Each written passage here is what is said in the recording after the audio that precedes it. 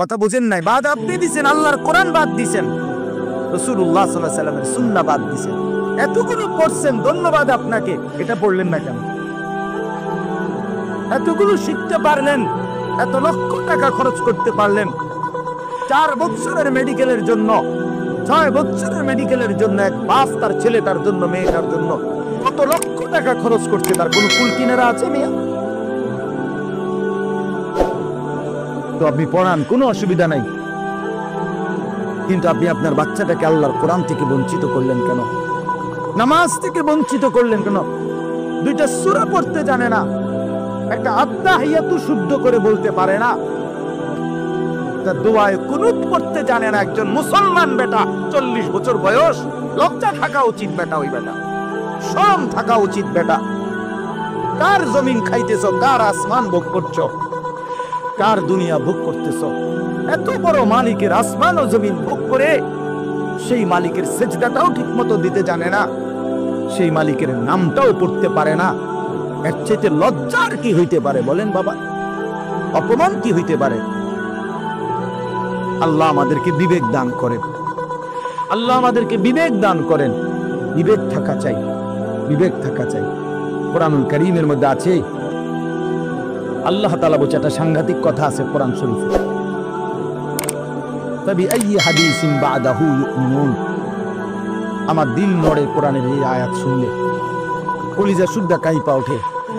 আল্লাহ তাআলা কোরআনে বলছেন, এই 29 পারার মধ্যেই আছে, সূরা মুরসালাতের মধ্যে আল্লাহ তাআলা বলে, বান্দা 23 বছরে আমি আমার রাসূলের কাছে এই সর্বশ্রেষ্ঠ কিতাব নাজিল করলাম, আমার সবচেয়ে শ্রেষ্ঠতম কথাগুলো আমি তোমাদের জন্য দিলাম। বান্দা, এর চাইতে আর দামি কোন কথা বললে তোমরা আমার কথা মানতা? বুঝেন নাই? ফাবিআইয়ি হাদিস, ফাবিআইয়ি হাদিস।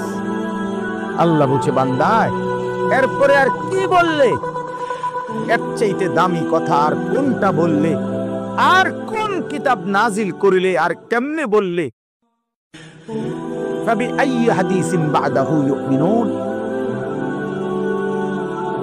আর কিভাবে বললে বান্দা ঈমান আনতা, বিশ্বাস করতা? আকিমুস সালাহ, আকিমুস সালাহ 80 বারের চাইতে বেশি বলছি আমার কোরআনে, আর কতবার বললে আমারে সিজদা দিতা? ইত্তাকুল্লাহ, ইত্তাকুল্লাহ বারবার বলেছি, আল্লাহকে ভয় করো, আর কতবার বললে বান্দা আমারে ভয় করতা? কতবার বলছি?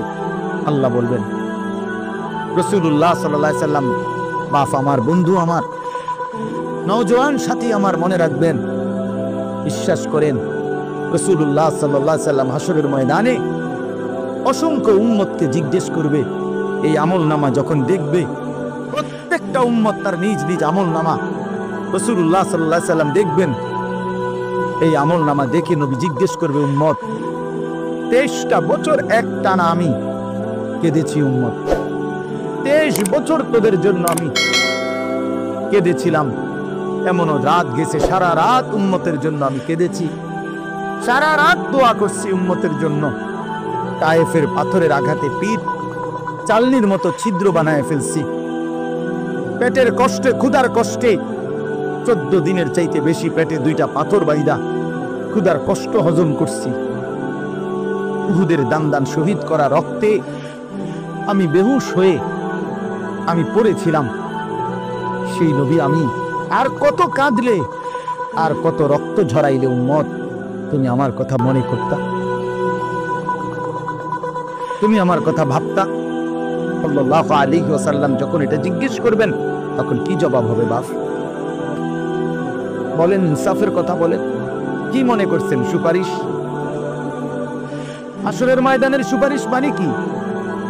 মুখে বিড়ি সিগারেট, চেহারায় রাসূলুল্লাহ সাল্লাল্লাহু আলাইহি ওয়াসাল্লামের সুন্নাত নাই, 50 বছর ধরে সুদের লেনদেন, কোনদিন 5 ওয়াক্ত নামাজ আদায় করেন নাই, স্ত্রী বেপর্দা, ঘরের মধ্যে প্রতিদিন রঙিন টেলিভিশন চলতেছে।